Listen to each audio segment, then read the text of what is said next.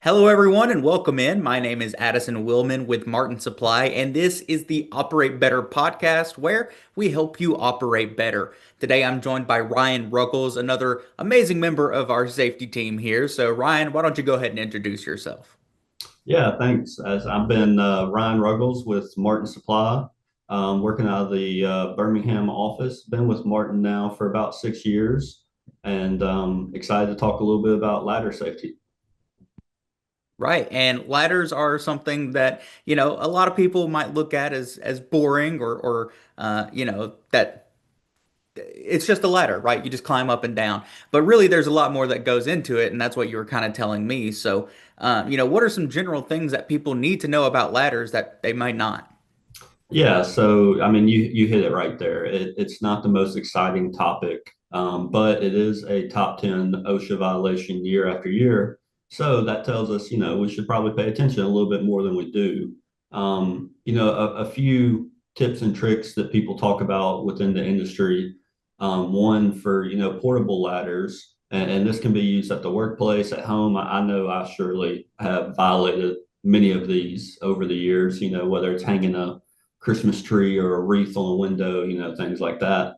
But one thing that is a industry standard is what we call the 4-to-1 ratio. So for every 1 foot, or excuse me, for every 4 feet of height, you need to be 1 foot away from the surface.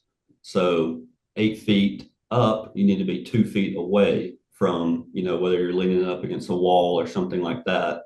And that will prevent you from topping back, right? Nobody wants to fall, especially on a ladder. So that will alleviate that.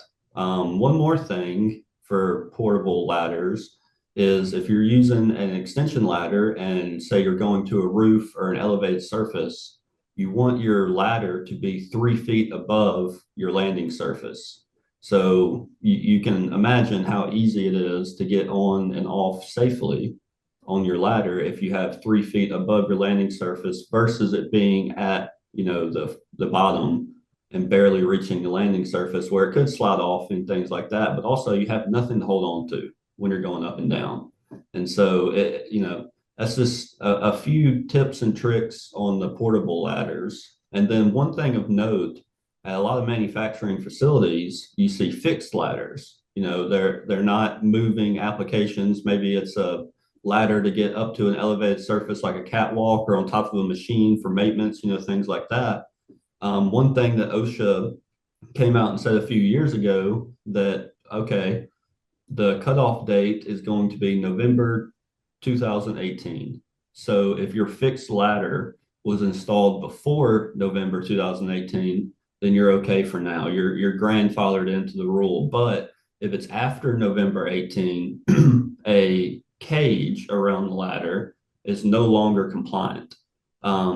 As you can imagine, a cage can help a little bit, but for the most part, if you're going to fall, a cage is not really the best solution for that. And OSHA realized that and they said, okay, so we're going to make this rule and we're going to give you time to fix it. We're not going to, make it next year or anything, right? But so by November of 2036, all fixed ladders have to have a personal fall arrest system or a ladder safety system, and a cage will no longer be compliant.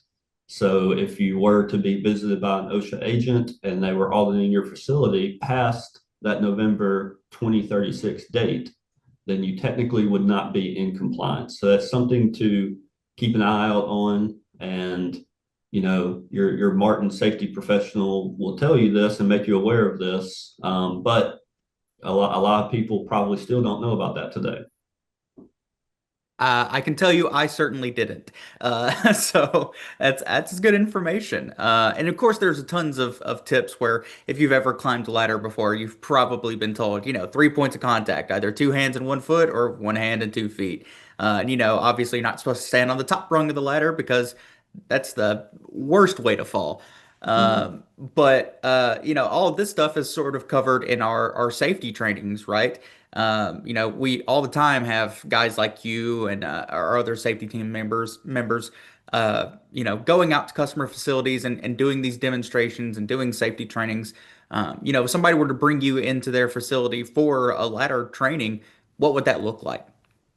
Yeah, so we offer the safety team, we offer a lot of different training, safety trainings, and one of those being ladder safety. OSHA doesn't set a strict timetable on ladder safety courses like they do, say, fall protection that you have to do, certain periods of time. All it says is that each employee must be trained on ladder safety. So that includes everything from what you were just talking about, 3 points of contact, not going on the top rung, also a lot of people don't choose the right ladder. So do you need an extension ladder? Do you need a-frame ladder?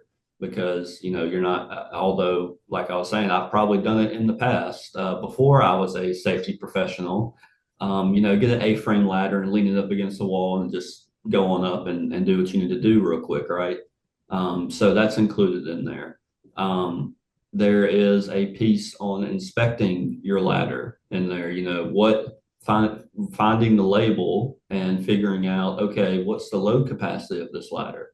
Can I put heavy things on here? Can I go up and work and have a full tool belt and all these heavy things or carry a box and go up a step ladder and put something on a shelf. So, I mean, it's really a wide variety of things, but choosing the correct ladder, ladder safety in general, what's the tips and tricks like we talked about, 3 points of contact, 4-to-1 ratio. Another big thing that a lot of people get wrong, and you can see it driving down the road, is ladder storage. So the OSHA guidelines are a little broad on this, but you get the idea that you want to store your ladders in a dry, protected area that prevents potential damage. So, i.e., not on the side of a truck. That's okay for transporting your ladders, but you see a lot of different people out and about. I won't name any specific industry, but you see a lot of people that have ladders on the top or side of their trucks and they look, damaged. They look like the paint's chipping off. And whether you're in extreme heat or extreme cool temperatures, that's going to infect or affect the integrity of your ladder. So that's one thing a lot of people get wrong. Another thing a lot of people get wrong is if you're storing these in a warehouse, you do not, and I repeat, do not store them by the rung of the ladder because you are again affecting the integrity of that rung. And if it says, low capacity, maybe 500 pounds, and you hang it up by the rung for who knows how long, and then you take it down expecting that to hold 500 pounds, it may not, right? So those are just a few things that we cover in the training. It would take a lot longer to go through the whole course, and I don't think we have time for all that here today. But it is something that we offer in one of the various safety trainings that we do, and it's important because you never want to see somebody fall or get hurt from a ladder that a lot of us feel safe on and feel like we know what we do and we're doing and maybe a lot of us do it right, but there are certainly a number of people out there to do it wrong because again, year after year, top 10 OSHA violation. So it's something that we need to pay more attention to. Yeah, I mean, if you're our age or older, you have probably either hurt yourself on a ladder or know somebody who has hurt themselves on a ladder. So all of this is really good information. But I think that's going to be all I have for you today. Do you have any closing statements? Where can people reach out to you? That sort of thing. Yeah, so you can always reach out to us via the Martin website. You can go on there and put in your inquiry, and it will find its way to the correct person. Or you can reach out to us directly at our emails, just ryan@martinsupply.com. So a lot of different ways to get it done, and we have a full team of safety professionals that are certified with, safety equipment experts, qualified safety sales professionals, all these acronyms that you see at the end of the safety professional's name, they do mean something, and they are, certified um, licenses that we get, or a better word to put it would be just a training session that you get a, gold stamp for completing, that's industry wide, and a lot of people recognize that. Right. So I think that's going to be it. Thank you for mentioning the website, by the way, martinsupply.com. Every type of service, training, or product that we offer here is all available on martinsupply.com. So if you have any questions, you can find it there almost definitely. But that is going to be it for us today. Thank you all for watching. As always, your support is greatly appreciated, and we will see you in the next one.